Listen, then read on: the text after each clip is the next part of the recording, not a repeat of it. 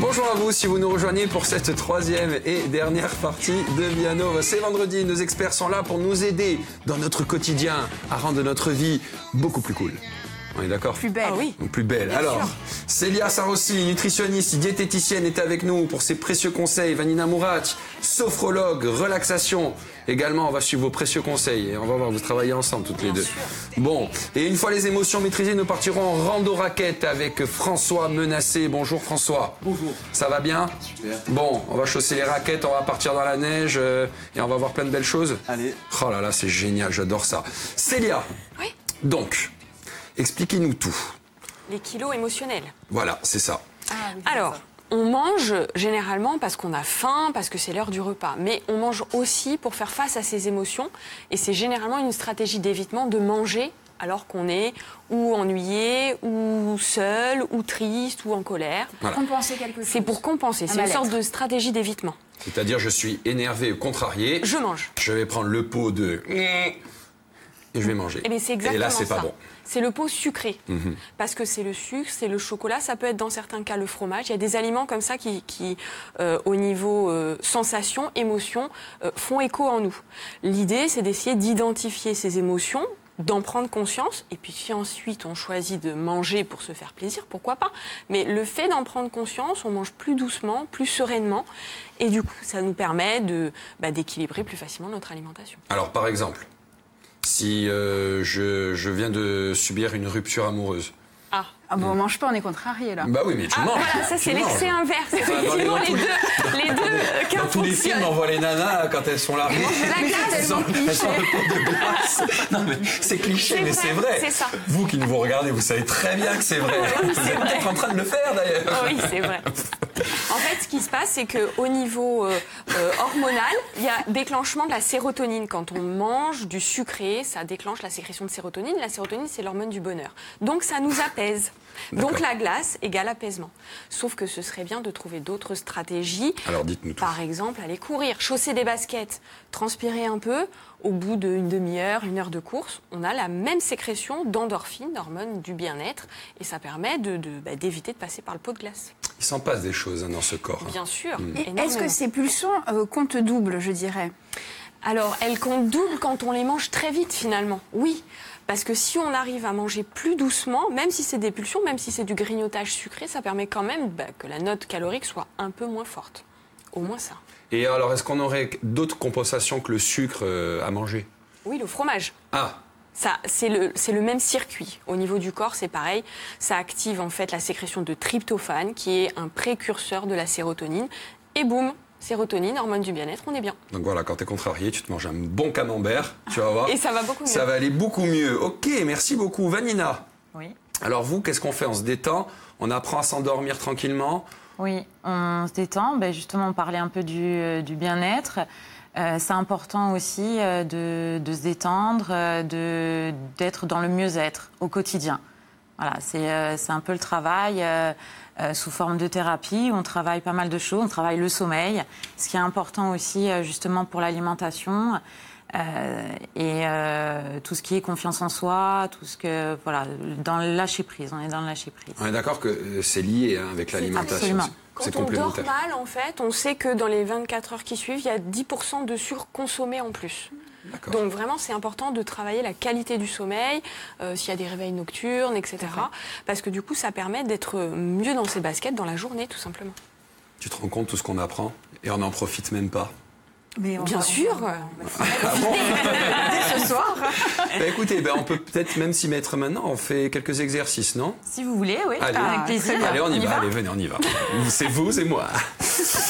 Allez, je suis un peu le cobaye de l'émission. Alors, vous avez vu, on nous a mis des petites marques. D'accord. Voilà, on se met comme ça. D'accord. Et on a une petite caméra qui est juste là. Regardez comme elle est D'accord, belle. très bien. Elle bouge toute seule. Donc très bien, vous allez faire l'exercice. Donc vous mettez bien droit. Les pieds bien parallèles, ouverts au niveau de vos hanches, largeur de vos hanches. D'accord. Voilà, très bien. Les bras le long du corps, bien droit, les épaules relâchées. On se détend. On va fermer les yeux et on va écouter ma voix. Vous allez inspirer profondément Alors, par la cage thoracique ou par le ventre? Alors, par la cage thoracique, je pense que on a appris les deux, là, tout à fait. cette semaine. Oui, hein, il y a deux pas respirations. Le plus souvent, c'est la cage thoracique. Okay. Là, c'est un exercice, en fait, que je conseille avant d'aller se coucher. Pour évacuer toute tension, tout stress qu'il y a eu dans la journée. Voilà, pour pouvoir avoir un sommeil. Et s'endormir plus facilement? Exactement, et un meilleur sommeil. Alors, donc, quand vous inspirez profondément... Donc, venez près de moi, regardez. C'est là. Ils sont là, ils sont juste là derrière. Mais ils nous regardent, je vous jure. C'est pas vrai.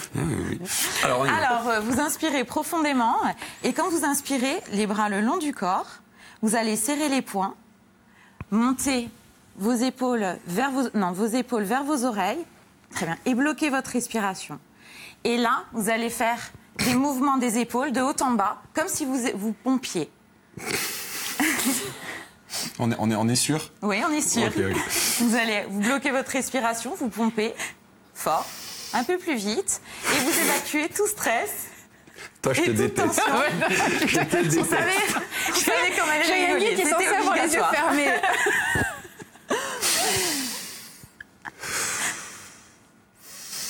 Alors, vous inspirez, et quand vous inspirez, vous bloquez votre respiration. Et là, vous pompez. Ah, d'accord, ok. Voilà. Ok. Vous pensez à toutes les pensées négatives que vous avez aujourd'hui, tout le stress, et là, vous évacuez. D'accord. Et quand vous n'en pouvez plus bloquer votre respiration, vous relâchez tout en relâchant vos mains, vos bras, et vous vous détendez. Voilà, c'est un exercice, il faut, entre chaque exercice, donc on le fait une fois, on laisse quelques secondes pour laisser les sensations arriver dans son corps, il y a souvent des petits picotements, voilà, et ça vous fait vous relâcher, et vous le faites 3 fois, en fait, d'affilée. Chaque exercice que je préconise sont faits 3 fois d'affilée. Donc ça, c'est avant de se coucher, pour le sommeil. Et souvent, ce que je donne aussi en accompagnement quand je donne celui-là, parce que c'est des tâches intermédiaires entre chaque séance, c'est le matin. Ah. Le matin au lever. Alors, très rapidement, parce qu'on a très peu de temps. Dites-moi tout. C'est simple. On inspire profondément. On inspire profondément, pardon. Ils sont toujours là. On inspire profondément. Et quand on inspire, on lève les bras tout en haut, les deux, ensemble. Tout en haut. Très bien. On bloque sa respiration. 1, 2. Et on relâche tout doucement. On souffle par la bouche et on relâche tout doucement. Tout doucement. Et on le fait 3 fois. Toujours par 3, les exercices. Et là, on est en forme. Et là, voilà. On est en forme. Déjà, on a mis tout de suite son corps en mouvement, dès son réveil, ce qui est très bien. Oui. Et on se sent mieux.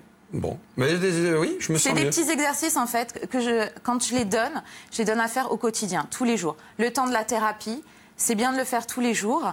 Et après, ça s'évacue au fur et à mesure. Allez, revenez. Bon, allez, on va suivre vos précieux conseils. Merci beaucoup. François, mon cher François.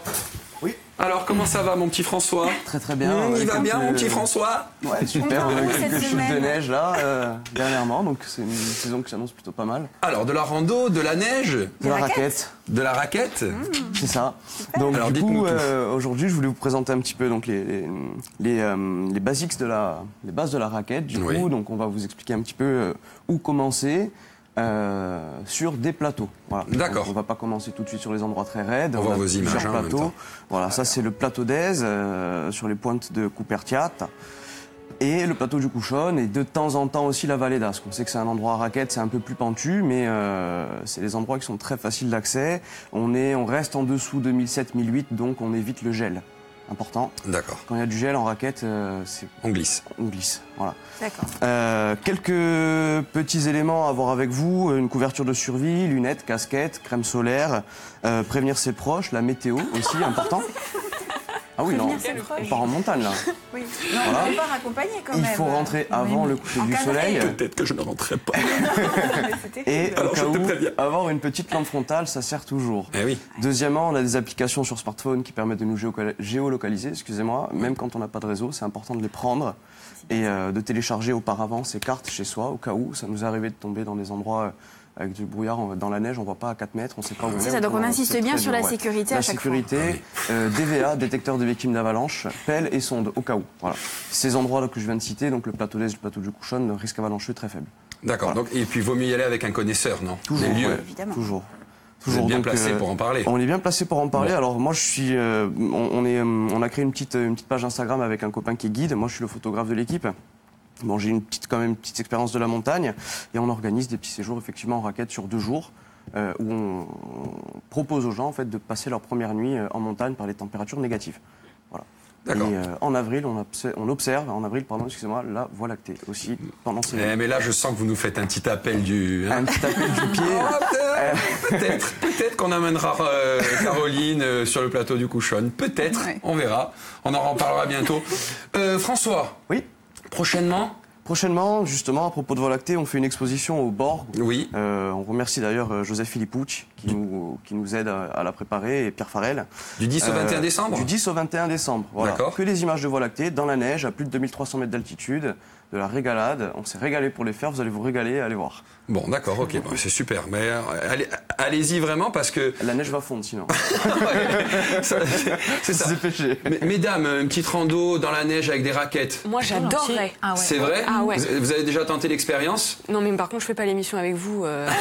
Mais sinon, en off, ouais, ce serait génial. Ouais. Allez, Et avec pour, plaisir. et pour ceux qui ont un petit niveau, Alors ceux qui sont déjà un peu petit plus, niveau, quoi. ceux qui veulent partir un peu plus, s'engager un peu plus, on passe sur d'autres sports. On va passer à l'alpi ou même le canyoning. Ça marche aussi l'hiver.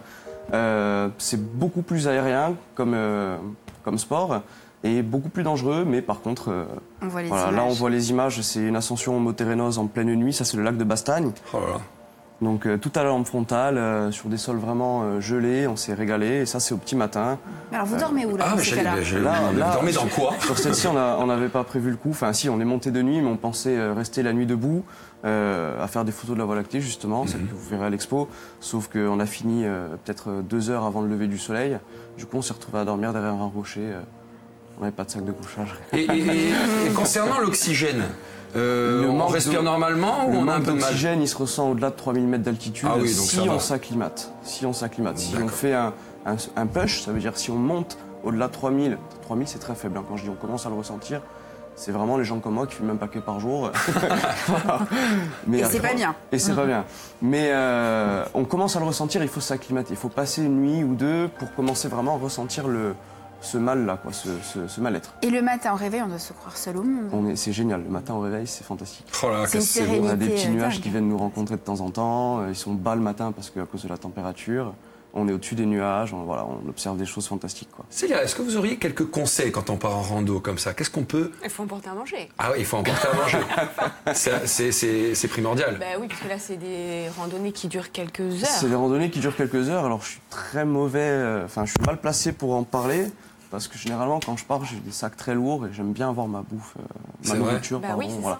Mais voilà, bien. Je pars pas avec des trucs lyophilisés. Je préfère porter 4 ou 5 kilos en plus, mais avoir un bon plat de pâtes avec. Ouais, voilà, qu'est-ce qu'on privilégie Je suis assez d'accord, mais parce que sucre j'aime bien les bons plats de pâtes. Ouais. La bouffe lyophilisée, c'est pas très agréable, ouais. c'est Mais vraiment par pas contre, il y a bon. des fois, on est obligé. Parce que Mais quand c'est on part plus sur léger pour l'alpinisme, partir. on a Voilà, des tout matos dépend un peu plus compliqués. l'objectif, mais ouais. On privilégie les sucres lents? Tout dépend si c'est des randos courtes, a priori des sucres rapides pour les encas, genre fruits fringale. secs, amandes, noix, noisettes, des choses faciles et qui s'abîment pas avec la température. Et après, ça peut être effectivement des vrais repas et plutôt du coup des sucres lents, pâtes, etc. Bon, ben merci beaucoup, messieurs, dames. Vous avez plaisir. de précieux conseils pour passer un excellent week-end et puis pour que la vie du quotidien soit un peu plus cool. Ce soir, ne manquez pas à 20h10 Riviste. C'est à 20h10 et à 20h45 Società. C'est un documentaire sans feu qui s'appelle Sans feu ni flamme, réalisé par Jean Froment et Laetitia Carlot. Et voilà, on va se dire au revoir et vous souhaiter un excellent week-end. Merci à toutes les équipes techniques. On se retrouve dès lundi. Ben oui. On va un peu se reposer ce week-end. On partira peut-être pas en rando, mais en tout cas, on va bien se reposer.